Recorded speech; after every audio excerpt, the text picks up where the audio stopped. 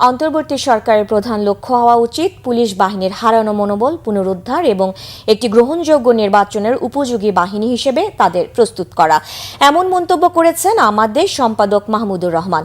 শনিবার সকালে জাতীয় প্রেস ক্লাবে বাংলাদেশ পুলিশ সংস্কার নিয়ে আয়োজিত এক গোলটেবিল আলোচনায় এসব কথা বলেন তিনি। বলেন, পুলিশ সংস্কার করতে হলে রাজনৈতিক প্রভাব থেকে বাহিনীকে মুক্ত করতে হবে।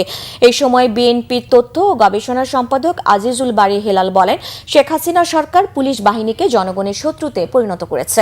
অন্যদিকে এবি পার্টির সাধারণ সম্পাদক ব্যারিস্টার ফুহাদ বলেন, ঐকমত্য কমিশনে পুলিশ সংস্কার বিষয়ক আলোচনা প্রস্তাব আকারে তোলা উচিত।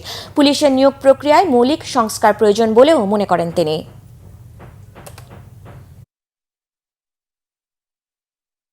Pre-revolution বাংলাদেশে police became a brutal police force. এটা একটা দানবীয় পুলিশ ফোর্স ছিল।